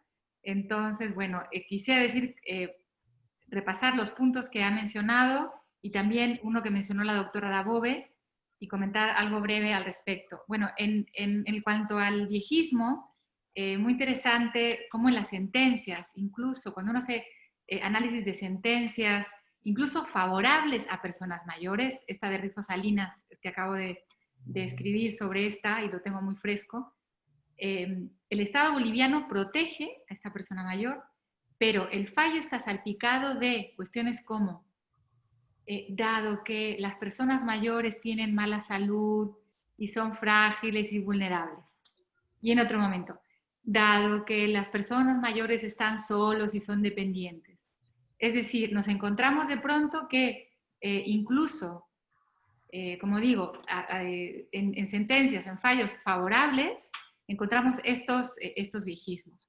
En relación a esto que planteaba la doctora Vivaldo sobre que no conocen sus derechos, las personas mayores con las que trabajan en campo, claro, es que se trata de una ciudadanía que ignora sus derechos, ¿no? En una perspectiva, digamos, de curso de vida, siempre los han ignorado, ¿no? Entonces, por supuesto, llegan a la vejez ignorando también sus derechos como ciudadanos y como personas mayores, ¿no? En cuanto al tema de este frente común, que me pareció tan bonito, esta idea que nos ofrecía la doctora Dabove de un frente de los países que ya han ratificado, ¿no? Sería una cosa muy bonita. Y además, a mí lo que más me llama la atención, por eso digo que yo sospecho, además de todas estas razones que nos comentaba Marisa, principalmente una cerrazón, algo tan básico como no solo países como Argentina, Costa Rica, Chile o Uruguay, que tienen políticas más universalistas, la han firmado. También El Salvador, que está en una situación bastante más difícil que nosotros, también Ecuador, también Bolivia. Entonces, digamos, ahí está la prueba de que no por ratificar la convención, pues de un día para otro ya es un nuevo paradigma que hay que alcanzar y que va a poner en jaque a todas las instituciones, ¿no? Me parece un tema muy interesante. Y por último, en relación a la importancia de los jueces que mencionaba la doctora Dabove, y que por supuesto son importantísimos, para este cambio de paradigma, me estaba recordando que nosotros en México hicimos, la doctora Montes de Oca, la doctora Ingrid Brena y una servidora, hicimos el protocolo de actuación de los jueces en México, en los casos, de los impartidores de justicia, en los casos que involucran personas mayores. Un protocolo de actuación que fue uno más en una serie que incluía derechos de infancia, migrantes, en fin, una serie de protocolos, todos ellos que han tenido una amplia difusión, que con todos ellos se ha capacitado a los jueces de la Federación, y no sabemos qué ha pasado con este protocolo que se hizo hace 4 años. Ha habido cambio de presidencia en la Corte y sigue sin salir adelante. Es decir, hay una resistencia casi, podríamos decir, no sé, instintiva, en contra de todo lo que suponga personas mayores. Entonces yo creo que la razón esta del viejismo que mencionaban las doctoras, me parece que es transversal a todo lo que estamos mencionando. Y la última cuestión, le quería preguntar a la doctora Dabove, esto que nos señala en el caso argentino de que a pesar de que ya está ratificado, todavía no tiene rango constitucional, ¿cómo se llama? Ese proceso que falta, ¿cómo se llama? Sí, disculpen por la cuestión técnica que me excede. Miren, hoy la convención tiene jerarquía supralegal. Ese es el nombre técnico, supralegal. Eso quiere decir que la convención es directamente aplicable, tiene jerarquía superior a cualquier ley nacional. Por ejemplo, es superior al Código Civil y Comercial, al Código Penal, a la Ley de Salud Mental, incluso las provincias. Nosotros tenemos un sistema federal de gobierno. Significa que las provincias a su vez tienen sus constituciones y sus legislaciones. Bueno, en relación a las cuestiones, a los derechos humanos centrales, las provincias también están obligadas a aplicarla.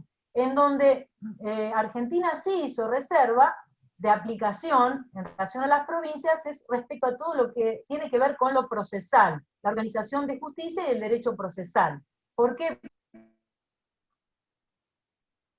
Porque aquí las provincias tienen que adherir a la convención para poder comprometerse a modificar sus sistemas judiciales para hacerlos acorde al artículo 31 de la convención nuestra. Vieron que allí establece criterios procesales. Bueno, por suerte las provincias ya se están adhiriendo, en eso hay una buena aceptación. Ahora, como es supralegal, eso quiere decir que hay otro conjunto de tratados de derechos humanos que sí forman parte de la Constitución misma. Son los tratados internacionales que fueron incorporados en el año 1994, cuando se reformó nuestra Constitución Nacional, en el artículo 75, inciso 22. Entonces, ahí se incorporaron el grueso de los tratados internacionales. Y regionales, por supuesto, los interamericanos.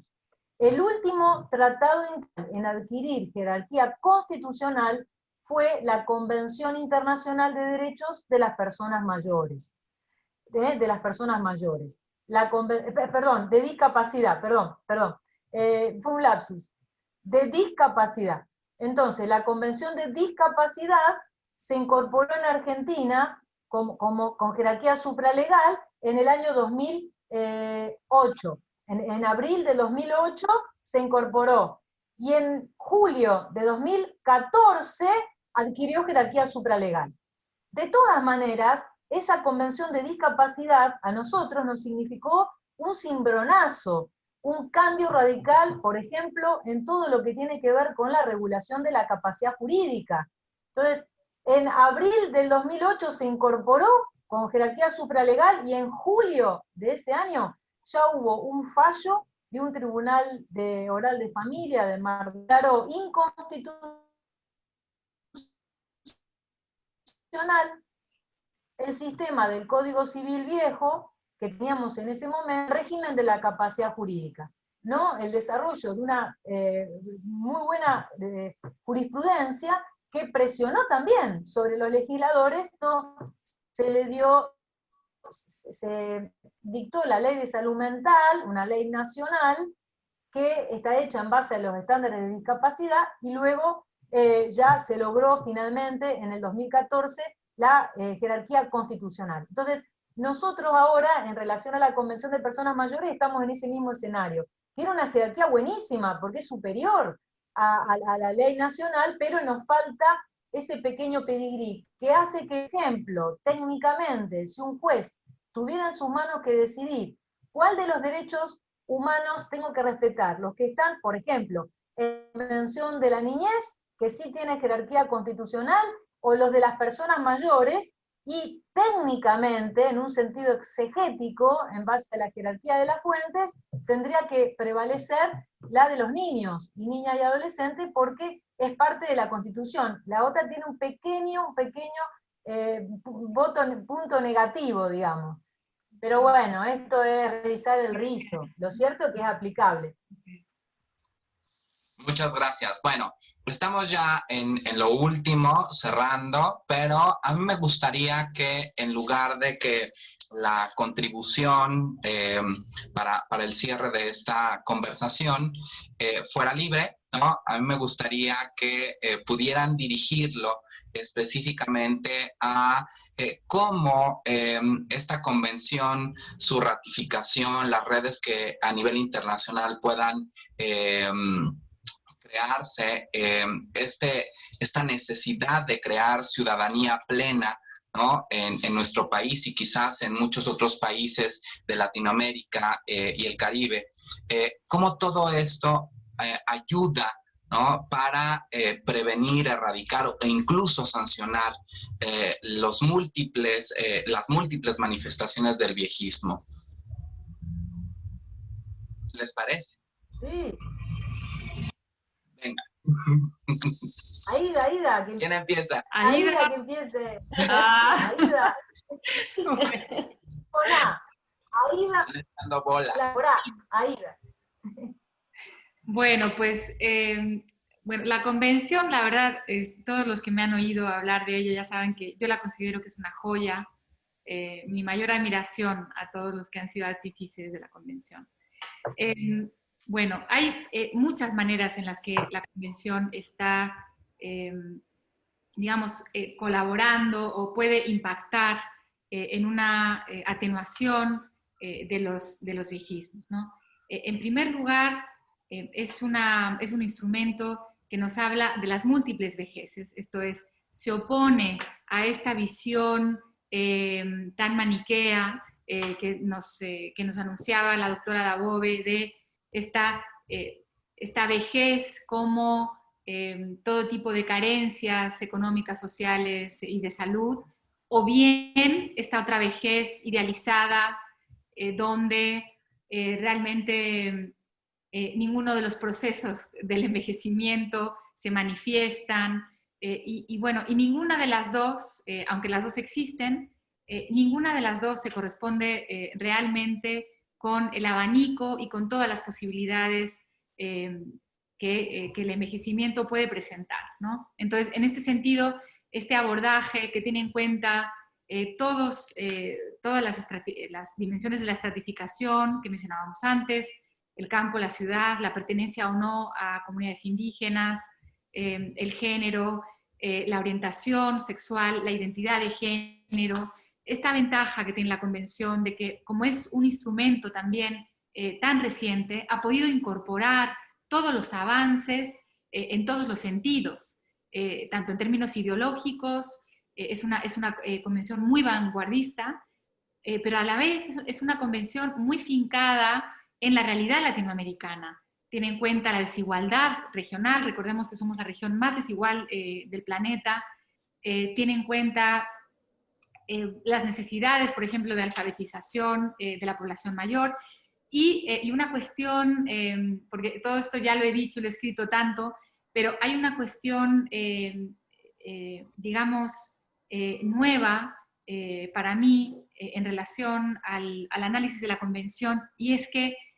nuestro instrumento, a diferencia del europeo, que habla de una situación dada, o del africano, que también, voy a poner un ejemplo de por qué digo esto, habla solo del ser. Nuestra convención habla de un deber ser, y se ve de una forma muy manifiesta en el tema del cuidado. En el tema del cuidado, el instrumento europeo, por ejemplo, habla de, por supuesto, de la asunción por parte del Estado, porque es un hecho. El Estado asume con sus políticas públicas el cuidado de las personas mayores, sobre todo en los países más septentrionales. La Europa mediterránea es otra cosa, ya lo sabemos, pero, digamos, habla de un ser, habla de cómo las cosas son. El instrumento africano igual. El instrumento africano atribuye directamente a la familia, porque así es como funciona en África. Entonces, o sea, no se meten en camisas de 11 varas, lo tienen clarísimo. Hablan de cómo es y así debe ser. El instrumento latinoamericano, sabemos cómo es la realidad. La realidad es que es la familia, y como todos sabemos, cuando decimos familia, decimos mujer, la que asume el cuidado. Pero no obstante, establece un deber ser. Establece que las cosas no deberían ser así. Que la familia cumple un papel, pero que es un papel subsidiario, que le corresponde al Estado, aunque todos sabemos que el Estado no se hace cargo, pero que quede claro que el papel del cuidado corresponde en primer lugar al Estado. Entonces, digamos, este gran valor que tiene la Convención, lo mismo puedo decir en términos de los cuidados paliativos, en términos de tratamiento del dolor, en fin, la cobertura, digamos, de la dimensión civil, además de, por supuesto, la política y la social, que son muy, muy fuertes en la Convención, me parece que es el mejor antídoto contra los viejismos y contra la discriminación. Ya paso el balón. Oh, muchas gracias, Aida. Muchas gracias. ¿Quién sigue? ¿Quién levanta la mano? A ver, yo. Venga. Gracias. Pues mira, para mí el gran valor de la convención para esta lucha contra el viejismo es que se nota una evolución. En general, los instrumentos sobre discriminación nos hablan, ¿no? Por ejemplo, de la discriminación múltiple. Pero actualmente ya sabemos que no es el tema la discriminación múltiple, sino la interseccionalidad de todas estas desventajas que van ocurriendo a lo largo del curso de vida y que hacen o dificultan el acceso a los derechos humanos por parte de las personas. Entonces, para mí, ese es el gran aporte, porque se visibiliza la experiencia vivida por las personas discriminadas y también se visibiliza cómo esas categorías, como ya lo hemos hablado, Cuauhtémoc, de género, clase, etnia, raza, condición de salud, condición migratoria, orientación sexual, cualquiera, entre tantas otras de estas, pues, van interseccionando y crean estas situaciones de desigualdad y de dominación. Entonces la convención visibiliza que no es el hecho de ser discriminado por ser viejo o vieja, sino es, además, el hecho de vivir de manera simultánea todas estas experiencias de discriminación que pues tienen que ser visibilizadas. Entonces, ahí es donde yo veo la gran aportación para la lucha contra el viejismo, ¿no? Por otro lado, digamos así como, es que ahora, Aida, estoy en onda epistemologías del sur.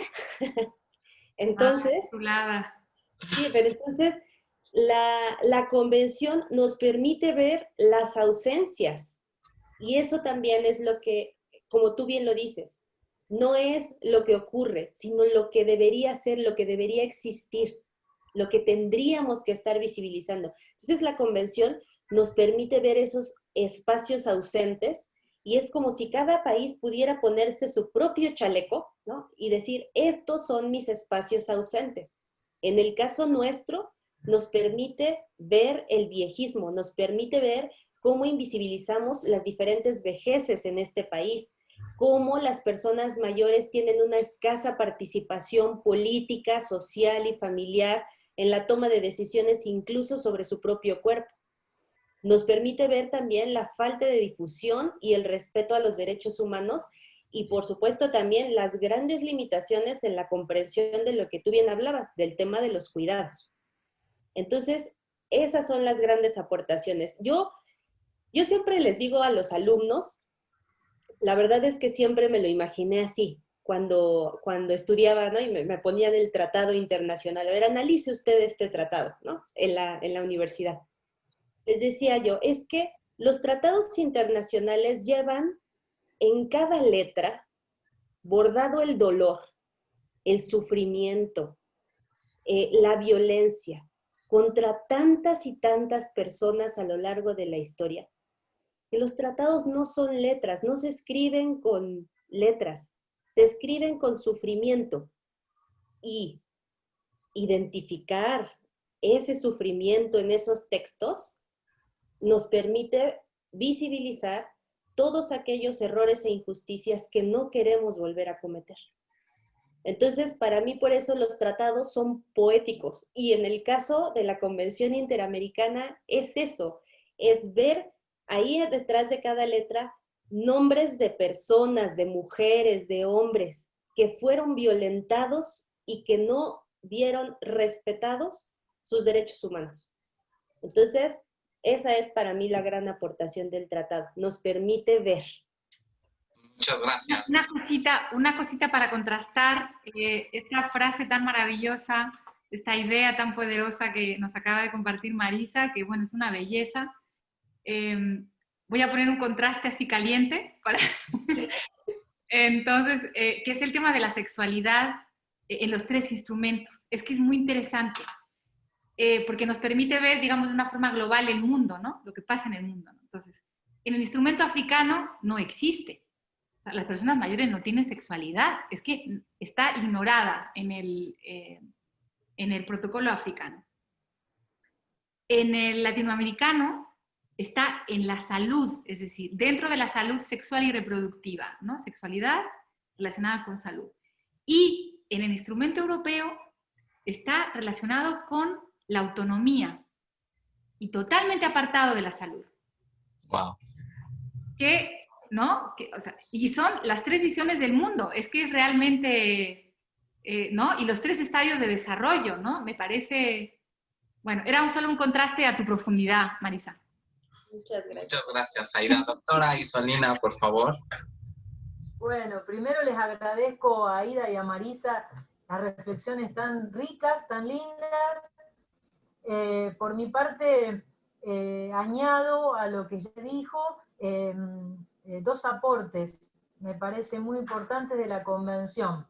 La lectura del envejecimiento desde un punto de vista activo y saludable, precisamente un poco en línea con lo que recién decía Aida, además del reconocimiento de las vejeces, ¿no? De la diversidad en el proceso de envejecimiento de cada uno, en relación a su biografía, también la Convención introduce un nuevo paradigma que justamente pone en crisis la lectura del siglo XIX en torno a la vejez, incluso la lectura que hace el derecho previsional, la seguridad social, que es, reitero, la del envejecimiento activo y saludable. Y a raíz de este punto de partida, toda la Convención, me parece, se articula con dos objetivos. Por un lado, garantizar la igualdad y la no discriminación en esta lectura intersectorial que muy bien señaló Marisa, pero también en relación al desarrollo de dispositivos que fortalezcan a la posición de cada persona en su vejez, ¿no? Que la fortalezcan en relación a la propiedad respecto de su propio cuerpo, respecto de su espíritu, de su patrimonio, de la manera en que imagina el porvenir, y ahí está lo central de la Convención, la autonomía, no tanto, digamos más bien, y queda relegado en último plano la seguridad social. Hay un solo artículo que se refiere a ello, al derecho a la seguridad social específicamente, y además hay alguna que otra mención a todo lo que tiene que ver con las relaciones de familia, porque la Convención está escrita en clave de los derechos humanos. Y cuando hablamos de derechos humanos, hablamos en primer lugar del deber estatal de garantizar estos derechos, estos posicionamientos que son vitales y que nos atraviesan en nuestra dignidad más básica, ¿no? Más evidente inclusive. Entonces es el Estado el primer obligado. Luego, de una manera muy colateral, se menciona la familia. Entonces esto también sirve para reforzar el contraste que muy bien hizo recién Aida también. Y no quiero dejar de mencionar el enfoque de género, que si bien está vinculado con la sexualidad, creo que va incluso más allá, porque tiene que ver con la construcción de nuestras identidades. Recordemos que la expectativa de vida de las personas trans es realmente muy baja. En Argentina la expectativa de vida no llega a los 40 años. Entonces una buena pregunta que nos hacemos todos es si una persona trans de 40 o de 35, cuya vida, ya su cuerpo, muestra signos de envejecimiento, podemos o no considerar. Por suerte el artículo 2 de la Convención establece un límite bastante elástico, 60 hasta 65, salvo que la legislación interna determine una edad base menor. Y en eso estamos trabajando, en desarrollar un proyecto de ley para este sector de la población, bueno, que hoy por hoy serían de los ultra sectorialmente discriminados, ¿no? Porque ni siquiera pueden llegar a esta etapa de la vida. Entonces el enfoque de esto aquí es más que el desarrollo de la sexualidad, que efectivamente también es una gran deuda, un gran vacío, una falta, como decía recién Marisa, que se nos muestra en todo su esplendor, ¿no? Este agujero negro todavía que se nos muestra en todo su esplendor, la sexualidad. Pero a eso hay que sumarle el enfoque de género, que es mucho más, es cómo construimos nuestra identidad sin esta lógica binaria a la que hasta ahora, ¿no es cierto?, nos atraviesa a todo el planeta, porque esto no creo que sea solo de Occidente. Entonces, bueno, es la primera vez que un tratado de derechos humanos hace este reconocimiento del enfoque de género como un criterio con el cual desarrollar todos los dispositivos jurídicos en sentido fuerte y también las políticas públicas. Y esto es novedoso. También la Convención Interamericana reconoce derechos que no existen en ningún otro tratado, como el de la posibilidad de declarar contraconvencional cualquier acto jurídico, cualquier legislación, o acta notarial, o sentencia judicial, que sea viejista. Esta es la primera vez en el mundo que un tratado de derechos humanos completo, no soft law, ¿no?, como los otros instrumentos de Europa y de África, lo pone en evidencia. Con lo cual, ante cualquier distinción sospechosa de discriminación negativa, podemos hacer un pedido a través de una tutela, o como decimos en Argentina, un recurso de amparo, pedir la revocación de ese acto por utilizar una categoría sospechosa de discriminación y de exclusión injustificada. Entonces, eso es nuevo. También lo que se señaló en relación a los cuidados, sobre todo los cuidados en establecimientos de largo plazo. El artículo 12, en ese sentido, es muy nutricio, tiene muchas herramientas, es muy complejo, e incluye, fíjense que se abre este artículo reconociendo primero el derecho de la propia persona mayor a elegir acceder a este servicio, ¿no? Que esto ya es totalmente revolucionario de nuestras prácticas. Y después dice que el Estado debe promover que la persona se quede en su casa, ofreciéndole alternativas al establecimiento de cuidado a largo plazo. Es decir, nos está diciendo, es la última ratio, y si no queda más remedio, bueno, hay que hacerlo, pero en primer lugar, apelando a un consentimiento contractual que lo emita la propia persona mayor, incluso en contexto de deterioro cognitivo, porque aquí se cruzan los estándares de la Convención de Discapacidad a nivel internacional. Y luego, por último, alude a los cuidados paliativos, ¿no es cierto?, de los cuales también habló recién Aida y Marisa. Y también, por último, la Convención introduce como derecho nuevo un reconocimiento muy importante a las redes de asistencia, a las redes informales, y también hace un reconocimiento explícito del deber de los estados de garantizar los derechos y libertades de manera plena en situaciones de emergencia y catástrofe, como la que estamos viviendo. Recordemos que hay solo 3 tratados de derechos humanos que, digamos, completos, legalmente vigentes de manera plena, 3 tratados de derechos humanos que reconocen esto: el Tratado de Derechos de los Niños y Adolescentes, el Tratado de Derechos de las Personas con Discapacidad, la Convención Universal, y ahora se le suma el Tratado Interamericano en el artículo 29. Esto también coloca este instrumento a la vanguardia de los desarrollos normativos en este sentido, y creo que nos aportan muchísimos puntos de inicio para elaborar legislaciones o bien decisiones judiciales y cambiar nuestras prácticas de manera que logremos construir una sociedad para todas las edades. Como dice Amartya Sen en un libro maravilloso que se llama Teorías de la Justicia,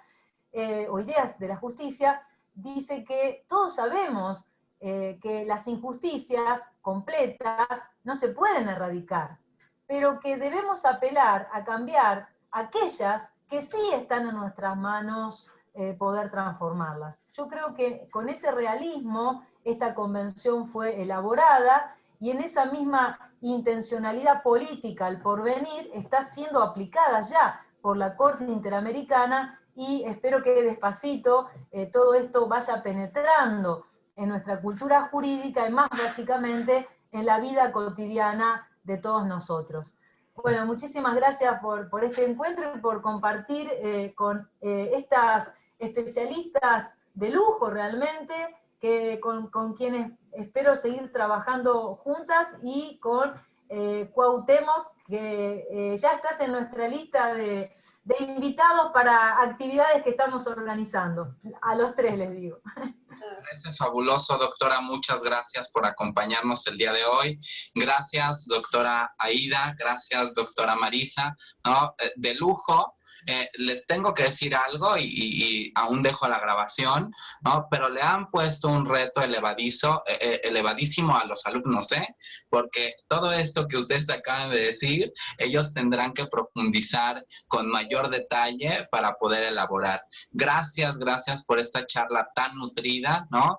Y esperemos volvernos a encontrar en otros foros, ¿sí? Muchas gracias. Gracias.